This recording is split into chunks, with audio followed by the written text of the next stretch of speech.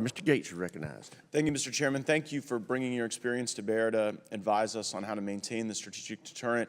I focus a lot on hypersonics here, and so I was wondering what your perspective was on how our current hypersonic capabilities compared with these two near-peer adversaries was contributing to that sense of deterrence. Well, sort of simply put, we're a little behind in terms of the development of our hypersonics capabilities.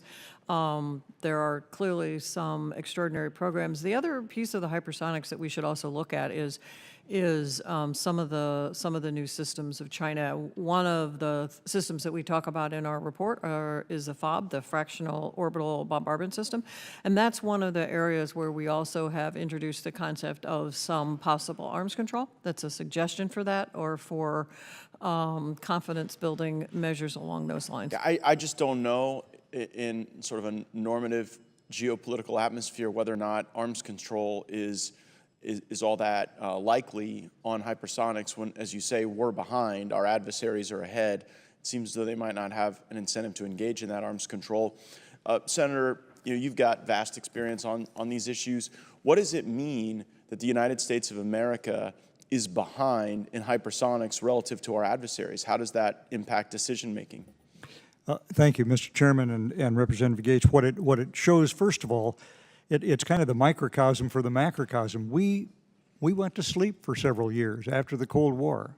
The peace dividend is here. We don't need to worry about these things anymore.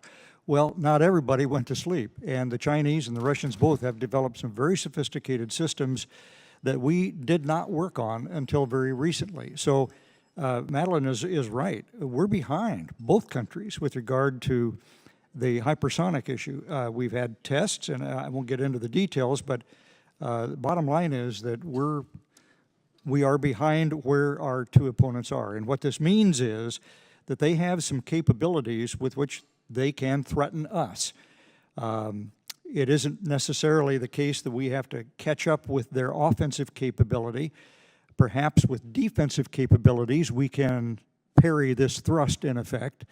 A good missile defense program, for example, might be at least part of a deterrent to deal with these weapons, at least until the United States is able to catch up offensively.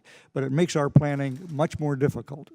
Yeah, I appreciate that distinction between the offensive and defensive capabilities, but in a world in which China and Russia can hit a moving target with hypersonic delivery systems, and we can't hit a moving target with hypersonic delivery systems, I'm worried that that impacts a lot of the strategic decision-making that we've been discussing today. And just to draw a finer point on it, Senator, when you say we are behind both countries in hypersonics, you are referring to China and Russia, right? Mr. Chairman, Representative Gaetz, that's correct.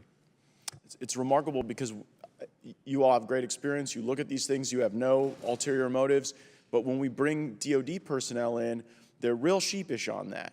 We can't get those clear admissions that we're behind to inform how we fund these things. Instead, they talk about the next upcoming test, but increasingly the Army has failed time and again to have these tests in a position to field our hypersonic systems. Like, what level of trust do you have that the Army's going to get this right? Well, Mr. Chairman, Representative Gaetz, I'm not going to answer that question because I don't know. Our responsibility is to be straightforward with you all. You're the ones that appointed us. You're the ones that we answer to. It's very hard, I think, a lot of times for military people to explain everything and answer to questions from you all. You understand the reasons why. One of the things that we noticed in this endeavor is there is a great attitude among the military, among the Defense Department generally, in being able to succeed at a mission.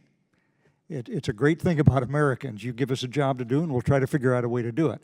The problem with that is that sometimes it can appear to be a little unrealistic.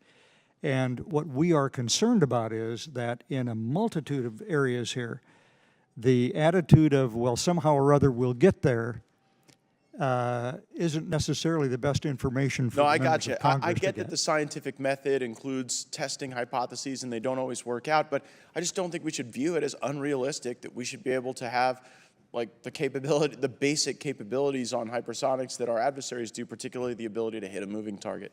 Thank you, Mr. Chairman. I yield back. Thank the gentleman.